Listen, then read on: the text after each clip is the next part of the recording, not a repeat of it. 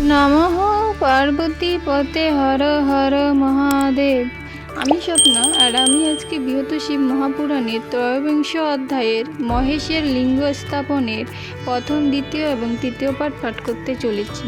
তোমরা সকলে চলে এসো বৃহৎ শিব মহাপুরাণের মধুর বাণী শ্রবণ করতে। আজকের শ্লোকটি হলো, গৃহে সমাগতম দূরাদতিথিম য পরামিষ্যেৎ তস্যব সৌকৃতম মিথ্যা স্ত্রীয় দুষ্কৃতৎ পুনঃ। শ্লোকটির অনুবাদ হলো, সুত বরে জিজ্ঞাসেন ঋষিগণ যত, হে সুত ব্যাসানুগ্রহে তুমি সব জ্ঞাত। যে কারণে শিবলিঙ্গ পূজে সর্বজন, সেই সব যথাযথ করেন বর্ণন।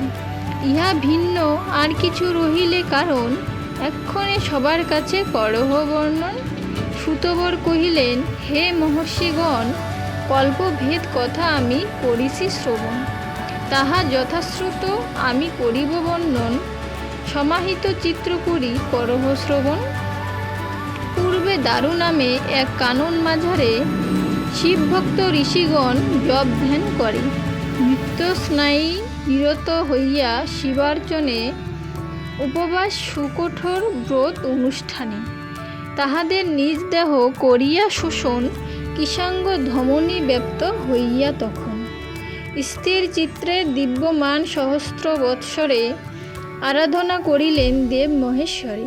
এইভাবে বহুকাল হইল অতীত, তথাপি শঙ্কর নাহি হইলেন প্রীত।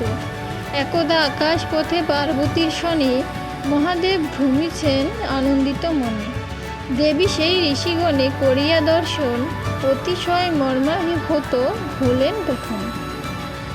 অতঃপর কহিলেন শঙ্করের প্রতি, হে নাথ ঈশান দেবদেব পশুপতি, তোমার চরণে মম এক নিবেদন। এই দারুবনবাসী যত মুনিগণ, বহু তপক্লেশে করে তব আরাধন। প্রসন্ন না হও প্রভু কিসের কারণ। হে দেব আমার প্রতি হইয়া সদয়, ঋষিদের ক্লেশ দূর করুন নিশ্চয়। হে নাথ তাহারা সবে ধর্মপরায়ণ, পরন্তু দুষ্কর্ম কিবা করেছে এমন। ইহারা বিশুষ্ক স্নায়ু মাত্রে অস্থিময়, অদ্যপিত্ত সিদ্ধিলাভে সক্ষম না হয়। দেবীর ব্যথিত বাক্য করিয়া শ্রবণ, তার প্রতি কহে শিব মধুর বচন। হে দেবী ধর্মের গতি দুর্বোধ্য নিশ্চিত, তুমি তার তত্ত্ব নাহি হও অবগত। এইসব ঋষিগণ ধর্মজ্ঞ না হয়, কামনা বর্জিত তারা কখনোই নয়। ক্রোধে পরিপূর্ণ হয় উহাদের চিত্ত, আর উহাদের বুদ্ধি হয় মোহগ্রস্ত। শঙ্করের মুখে শুনি এরূপ বচন, মহেশ্বরী তার প্রতি কহেন তখন।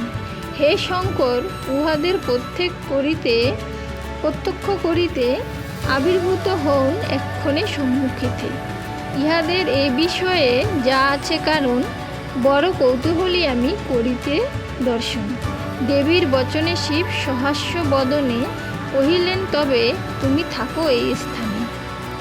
ঋষিগণ যেই স্থানে করি অবস্থান, সুকঠোর তপস্যায় রয় নির্মগণ।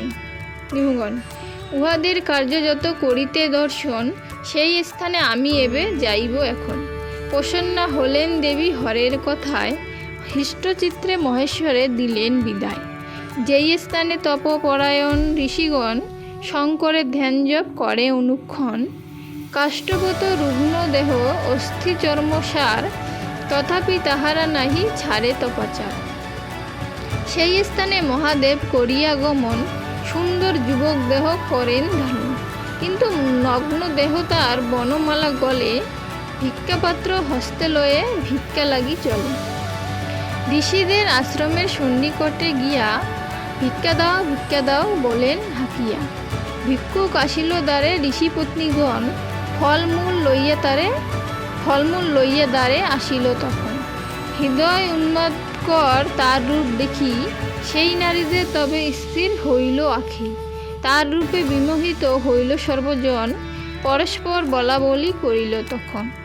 এমন তাপস পূর্বে কবু দেখি নাই, কিন্তু কি করিয়া তার পরিচয় পাই।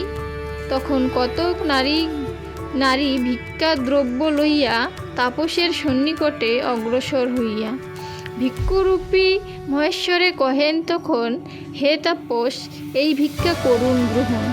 তবে মহাদেব হন আনন্দিত হইয়া আপনার ভিক্ষাপাত্র দেন আগাইয়া। অতঃপর কহিলেন, তপস্বিনীগণ, তোমাদের যত শুভ হোক এখন। সহাস্য বদনে শিব কহেন এমন, দূর হতে মহেশ্বরী করেন দর্শন।